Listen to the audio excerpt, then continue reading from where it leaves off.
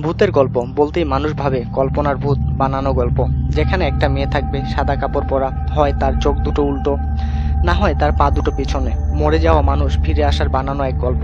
আমি বলছি না আমার কথা বিশ্বাস করতে হবে। আমার হঠাৎ ট্রান্সফার লেটার আসলো। কলেজে যেখানে পড়লো তার কাছাকাছি বর্ডার। জানালা খুলে ভালো করে তাকালে ভারত দেখা যায়।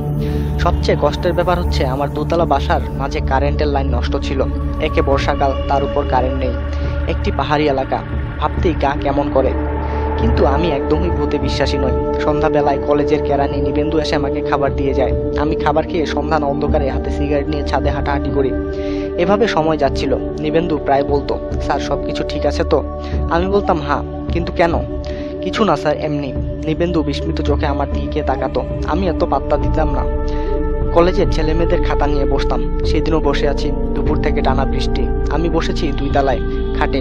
খাটের সাথে লাগানো টেবিল, পাশেই জানালা। জানালা দিয়ে তাকালে জঙ্গল দেখা যায়। জঙ্গলে একটা পুরাতন বিষ্ণু মন্দির আছে। যখন ইংরেজরা ছিল তখন এক জমিদার এই মন্দির প্রতিষ্ঠা করেছিলেন। ইংরেজদের সাথে কি কারণে যেন জমিদারের বিরোধ। তারপর ইংরেজরা জমিদারকে এই মন্দিরে এনে নাকি বলি দেয়। সবই নিবেন্দু বলেছে আমায়। নিবেন্দু ছেলেটা গোবেচারা টাইপের, একা একা কথা বলে। আমি কিছু না বলেও একা একা কথা বলতেই থাকে। জানালা দিয়ে এক পলসা বাতাস এসে আমার টেবিলের হারকিনটা নিভে গেল। মেজাজটা খুব গরম হয়ে গেল। এই ডিজিটাল যুগে কোথায় পড়াতে এসেছি। ঠিক করলাম যে করেই হোক টাকা ট্রান্সফার হতে হবে। আমি অন্ধকারে বসে আছি। বাইরে বৃষ্টির বেগ বাড়ছে। জানালা দিয়ে বৃষ্টির ছাট আসছিল, তাই জানালা বন্ধ করে দিয়েছি। ঘরটা ঘুটঘুটে অন্ধকার হয়ে গেল। হঠাৎ মনে হলো আমার শরীরে এসে একটা আগুনের মতো তাপ লাগলো। কেমন যেন লাগলো। আমি শুয়ে পড়লাম। কিছুক্ষণ ঘুমাবো, শোয়া মাত্রই ঘুমিয়ে গেলাম। ঘুমের ভেতর অদ্ভুত একটা স্বপ্ন দেখলাম। আমি যেন চিত হয়ে শুয়ে আছি। আমার পেটে একটা বড় গর্ত। সেই গর্তে অসংখ্য লাল বড় বড় পিঁপড়া ঘোরাঘুরি করছে। কিছু পিঁপড়া কামড়ে ধরে আছে। আমি দেখলাম কতগুলো লোক আমার চারপাশে দাঁড়িয়ে, তাদের হাতে রশি। লোকগুলো চেহারা ইংরেজদের মতো। এদের একজনের চেহারা অনেকটা হিটলারের মতো। এরা আমাকে রশি দিয়ে বেঁধে বড় একটা পাতিলে নিয়ে বসালো।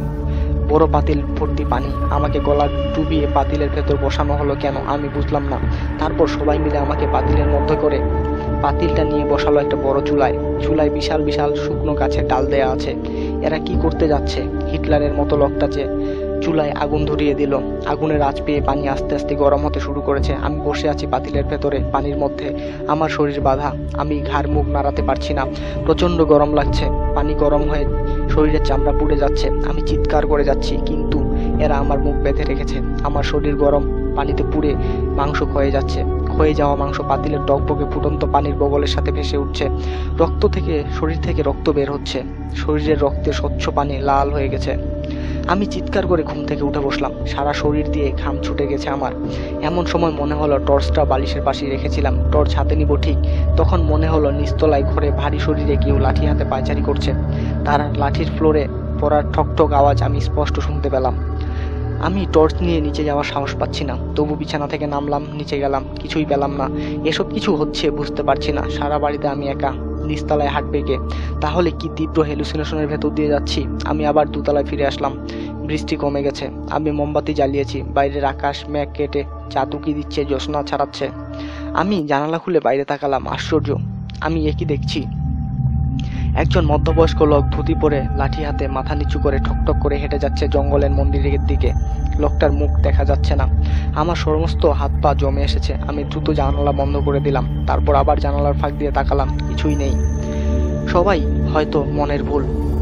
এই ভেবে আমি যখন জানালা থেকে ঘাড় ঘুরালাম, দেখলাম 2 তলার রুমে একজন মধ্যবয়স্ক লোক ধুতি পরে খালি গায়ে দাঁড়িয়ে আছে।